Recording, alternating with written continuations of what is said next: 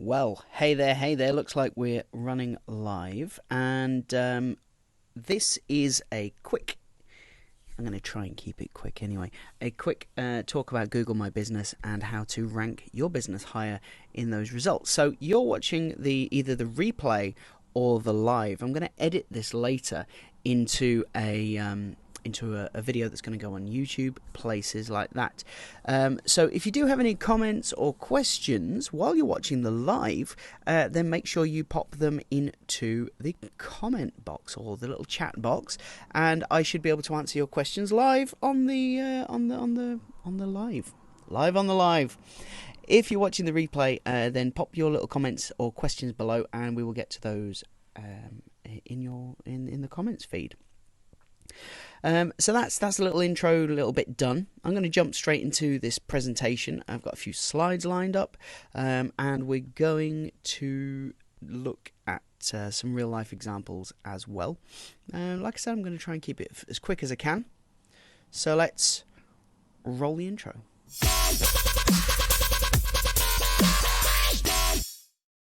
There we go. It's just like on a tech show or something, isn't it? Anyway, hey, welcome to this video. Today we're going to be talking about Google My Business, how to get your business ranking in, when it brings up the 3 results. There used to be 7 back in the day, but now there's usually 3 results come at the top. Let's say you've searched for like electrician Newport or wherever you live, or even just typed electrician. And it always kind of brings up the local results, whether it's electrician or whatever business. You know what I mean. You know the ones that I mean. Now, Google is very, very clever, and it takes actually 3 different things into account. So let's jump quickly into the slides, and I'll briefly go over it. And hopefully this will get you ranking higher and getting more business, which is always nice. So let's click on over to here and start into it. There are 3 main factors: distance, relevance, and prominence. Okay, so the main thing really is that Google wants to give you the best result, and that's why they use these 3 factors. So the first one, distance, is fairly simple, really. I mean, that's just how close you are to the results. Now, that's not that doesn't mean that they're necessarily going to show everybody that's near you. They will show the best ones they can. Now, for example, a lot of these Google My Business listings, they're actually unclaimed. Like you may have seen in the last video where I showed you how to set one up. You may have seen that you can type in, for example, your business. If you type in your business name or find yourself on Google Maps, it may say own this business ? Well, that means it's unclaimed, and they've just found your name and address from somewhere. Now, Google doesn't know for certain if that business is still open or not. So what they do is they kind of throw it in there, but will give other people preference if they know that they are open. Okay, so distance is handy. But what if somebody's further away from you? So first off, let's look at the factors. First off, they use based on your computer or your internet connection's IP address. So either the IP address of your computer or the router where you're doing it from, or the GPS of your device, because the majority of Google searches are done, especially for local businesses, are done on mobiles. So it makes sense they would use the GPS of your mobile to show you what's nearby, because if you're looking for a fish and chip shop and you're hungry now and there's a chippy in the next street, it makes sense for them to show the one in the next street, because if it showed you one on the other side of town and then you walked to it, and then later on when you're walking back to where you were, you walked past this one that was in the next street, you'd be annoyed and you'd use Google less, wouldn't you? So they want to give you the best one based on your location. Also, they are going to take into account any info you've given to Google, such as if you type, like I said, electricians Newport or dance classes OL11, which is a postcode, so you might type that, or you may say dance classes near me or something near me, which is more common, because people are starting to use searches using phrases that they might say. So you might say, like, for example, like this: okay, Google, show me chip shops near me. I found a few chip shops near you. So here we've got the local results. Okay, so people do search using phrases, so consider using those in the content that you create. Okay, so moving on, so that's distance. Next, relevance. Google is clever, they're very, very clever, but they need to know the categories are the best result. Like I said, I mean, I said chip shop. If I'd said chippy, that's an interesting one, because a chippy is also another word for a carpenter, isn't it? So, does Google have that distinction? It's probably best to assume that, play for the lowest common denominator. So just assume that Google doesn't know. So use all of the phrases that that people might use to describe your business. So use that in your website, in your Google My Business listing, and in the categories as best you can. Because, for example, for the dance classes, I mean, you may be a school of dance, but it's best to also make sure you mention in your Google My Business listing all the different types of dance that you do. So, ballet classes, point classes, tap classes. I'm not an expert, but I'm just off the top of my head thinking of these words to do with dance. So the relevance is very important. The categories, make sure the categories are right. Have the exact same words been used in your descriptions, like I said, and do relevant websites link to the website linked to the Google My Business listing? What do I mean by that? That's a bit of a tongue twister. Let me hop on over to here and I will show you an example. So in fact, let's do dance classes Rochdale. Okay, so we're just looking in Google, Singleton's Dance Academy. Their website mentions dance classes. I think that's exactly illustrates my point nicely, doesn't it? About, does your website mention it? So the actual listing may not mention dance classes. I would hope it does, but their website mentions it, and Google knows that.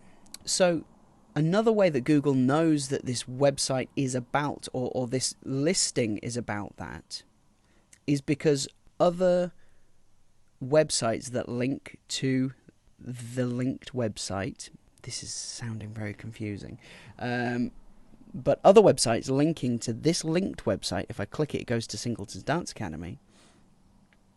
Other websites that link to this are relevant. Pardon me. Other websites that link to this are relevant, and they talk about dance classes and things like that. Okay, so that's kind of a signal to Google that this website really is about, or this listing rather, really is about what they say they are, because other websites link to that website. Okay, so if that doesn't make any sense, do let me know and I'll try and clarify that for you. Okay, let's go back to the slides. Okay, prominence. This is probably one of the biggest ranking factors for the Google 3 pack. So first off, the website linked to your listing, I just showed you in that example.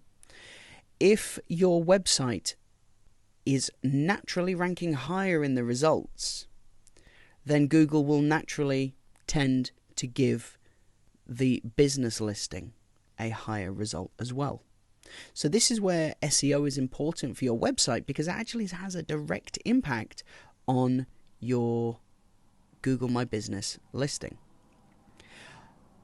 Basically, if your website isn't in the top 20 or 30, your Google My Business listing won't rank either. So you need to focus on your SEO to get the local hits.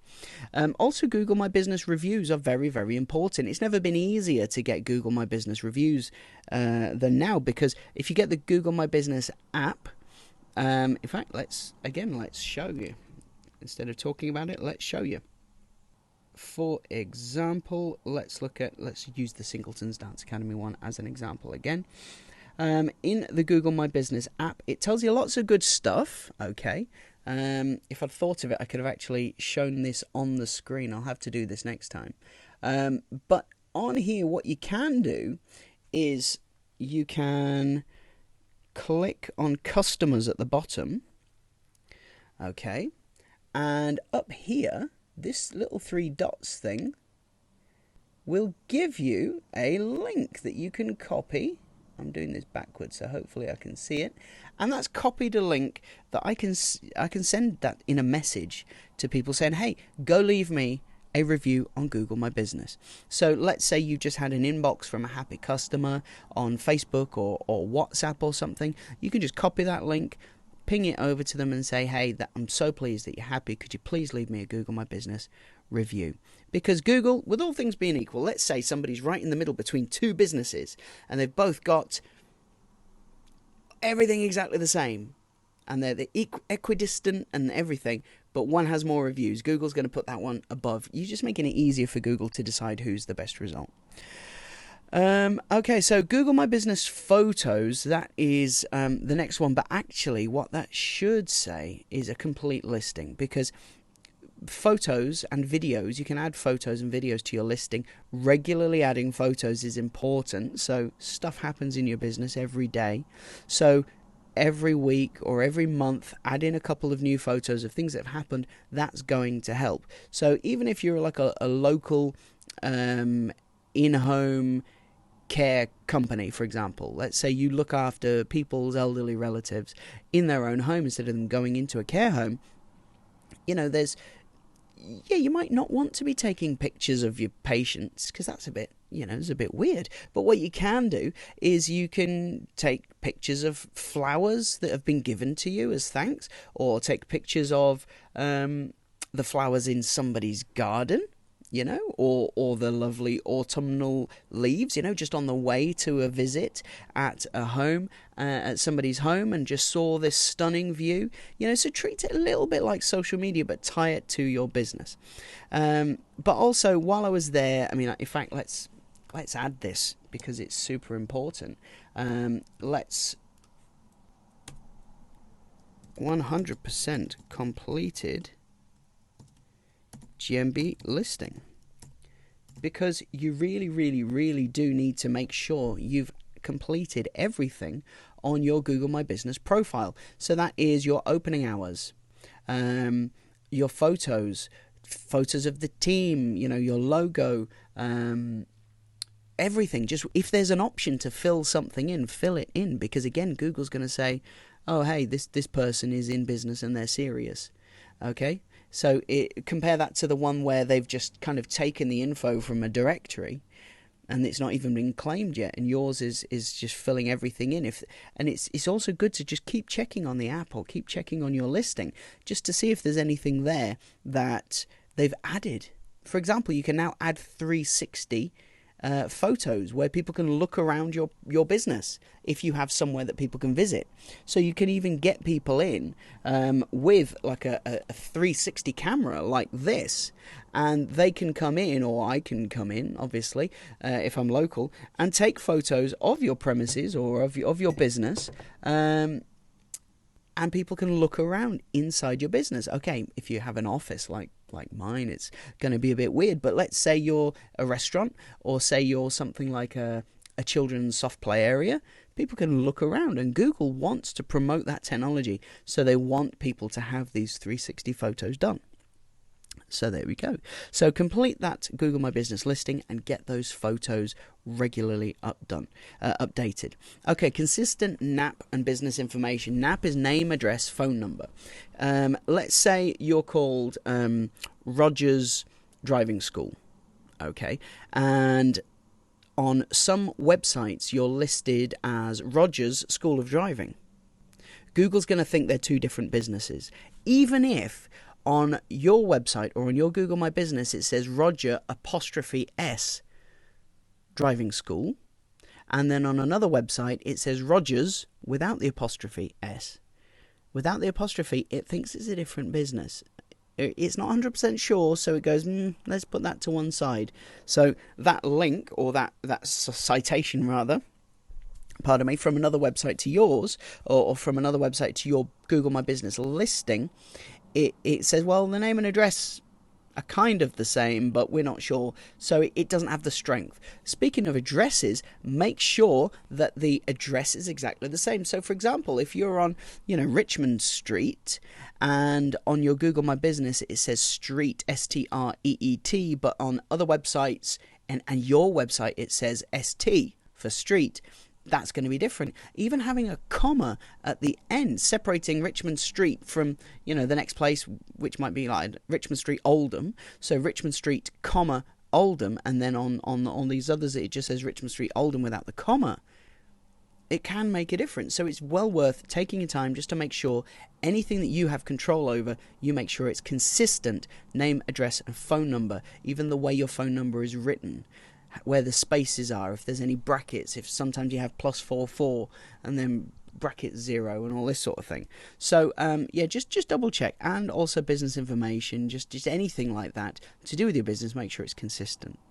Okay, higher page rank. So a page rank is just an algorithm how Google decides your website gets ranked higher. We did talk about this in the first bullet, linked websites, higher organic rank. Well, if you have a higher page rank, aka more people link to your website, then it gives your Google My Business a boost. Okay, if you want more links to your website, that's something I can help you with. You can comment below or send me a message, whatever.